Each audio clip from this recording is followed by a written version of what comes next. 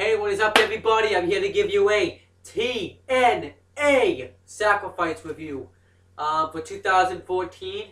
I don't know. I thought it was like an okay show. I mean, I don't know. What I really thought of this show. I'm just gonna go through the matches and I'll let you know what I think at the end. So let me get to the first match, which was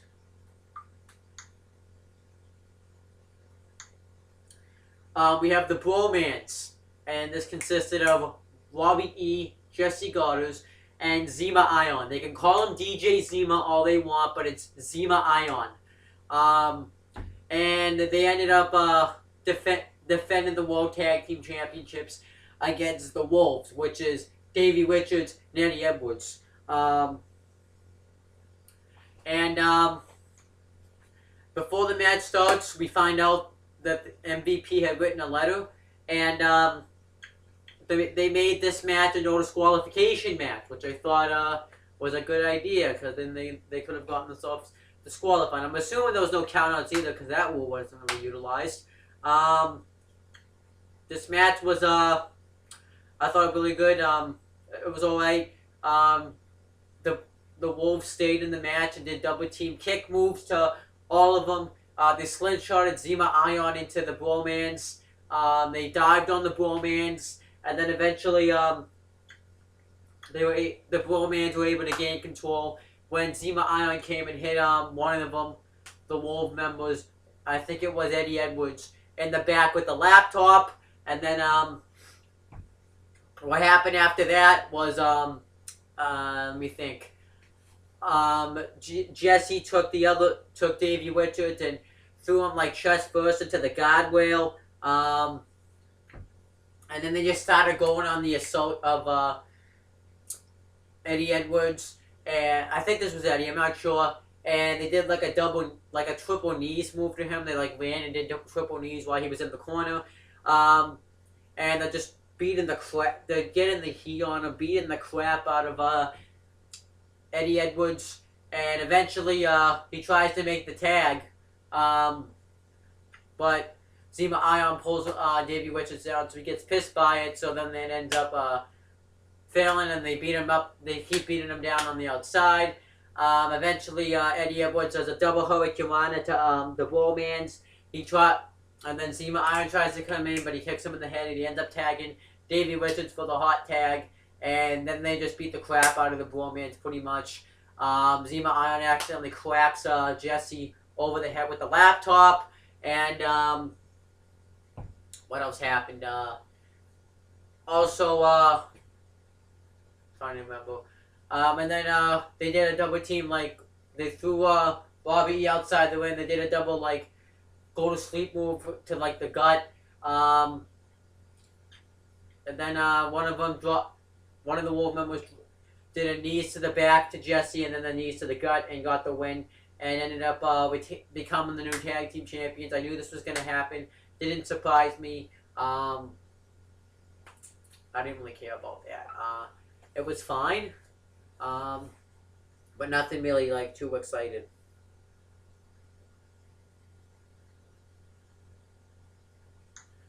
Next match. Well, actually, then we get a Samuel Shaw interview. I don't remember what he said. He dedicates he talked about how his mother treated him very good when he was a kid, and how he's gonna how he's gonna dedicate his match to Christy. So we get Mr. Anderson versus Samuel Shaw in a commission match. You have to place your opponent in the commission kind of ambulance. It's like an ambulance match. Picture that. This match sucked. Samuel Shaw was just running away from Mr. Anderson, and then he goes in front of Christy Hemme. Mr. Anderson beats the shit out of Samuel Shaw. He's beating the crap out of him, and then Samuel Shaw ends up choking him out with that choke. He goes to go after Christy Hemme. Mr. Anderson recovers, beats the shit out of him, hits the Ken 10 bomb on the stage, goes for the and then hits him with the chair. Irish whips him into the guardrail. They do some comedy backstage with Jeremy Borash, who ended up interviewing Samuel Shaw earlier in the night. And they did some crap like that. It was shit. and he ends up saying he's gonna go to the funny farm, puts Samuel Shaw on a crate, rams him into another into the coat, and then Samuel Shaw it's about to get the advantage. Christy Hemi's backstage, low blows Samuel Shaw. Anderson hits the mic check, puts him in the commission thing for the win. Fuck that. This was a fucking squash match, so this buried Sam Shaw. I think the next match we got was, well, then EC3, Ethan Carter III, EC3, and Rockstar Spot got interviewed. I don't really remember what they said, but they got interviewed. EC3 talks about how Kurt Angle was beating legends, but he's never going to beat EC3. Kurt Angle can live well on. He'll still be a legend whether he beats EC3 or whether he doesn't beat EC3. We get the match. Ended up being Rockstar Spud and EC3, Ethan Carter III versus Kurt Angle and Willow, Jeff Hardy, whatever you want to call him. First, EC3 and Rockstar Spud don't want to go fight Kurt Angle. Yeah, and then Willow dives on him, and then Kurt Angle goes to tackle him into the EC3 into the steps, but he moves out of the way. And then somehow, I guess Willow made the tag, but I didn't see a tag made, so Willow was getting dominated, but there was no tag made. Kurt Angle then comes back in. All of a sudden, he's the legal man. Rockstar Spud somehow became the legal man, and Willow pinned him. It was an angle slam, twist of fate, swanton, Willow wasn't even the legal man in the match, and he's the fucking one that got the pinfall. And Rockstar Spud, the guy that got pinned, wasn't even the legal man in the match. So the referee didn't know what he was doing. Then I think the next match we got was James Storm that gets interviewed and says he's gonna put down Gunner, that he made him a star, so he's gonna break him. And he says sorry, not sorry. And then we get James Storm versus Gunner in an I Quit match. This match actually was fine. This was a very good, this was the match of the night. I think they did a good job with this match.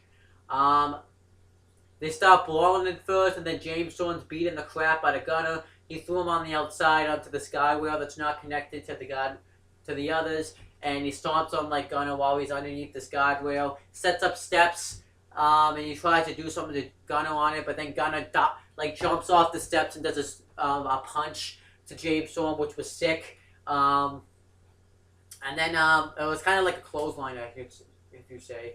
And then he grabs the weapons, kendo stick, trash can lid, a cookie sheet, and the trash can.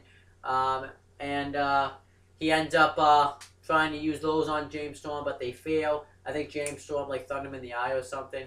And then he starts beating the crap out of Gunner. He hits him with the chair. Gunner doesn't quit. He's dominating Gunner.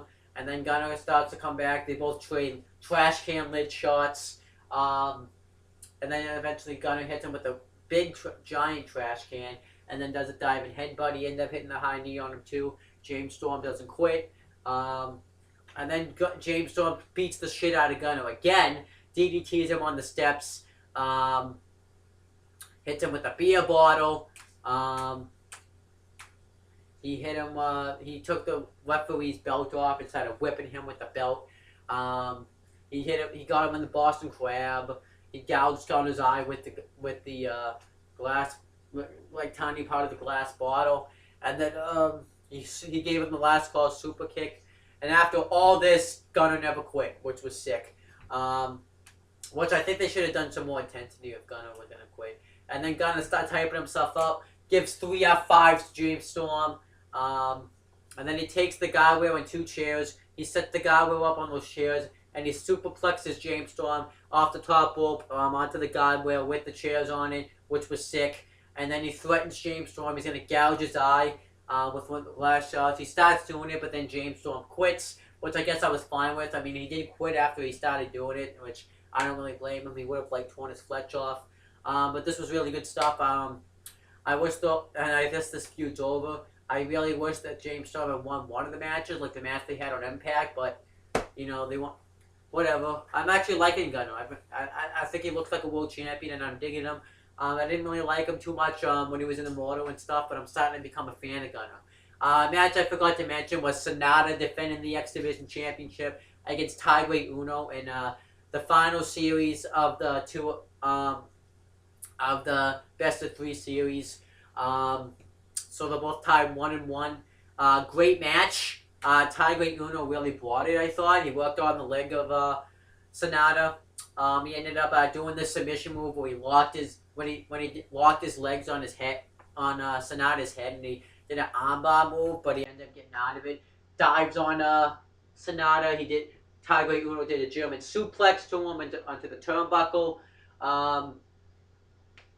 And then they ended up going for a drop kick. Sonata count. No, it's for like a high cross body. Sonata counted into a drop kick.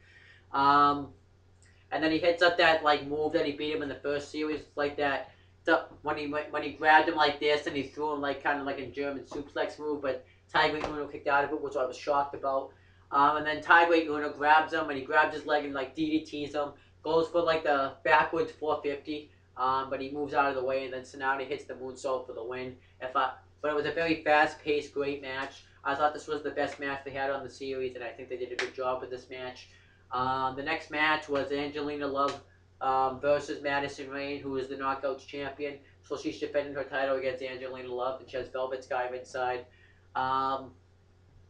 This was okay. It was like a TV match. It wasn't anything special. They had some few near falls in there. Madison Rayne dived on both of them. Madison Rayne hit the Zack attack on her, which I think she called like the raindrop or something. Angelina Love hit like the blow kick on her, and she kicked out of that. Madison Rayne did the spear, and then Velvet Sky gets up and distracts the referee, and then she ends up spraying because the referee, I guess like Madison shoved the ref, and Velvet ends up spraying her with like some spray, and Angelina Love rolls her up for the way new Knockouts champion. I was shocked, not really that shocked, but it was predictable.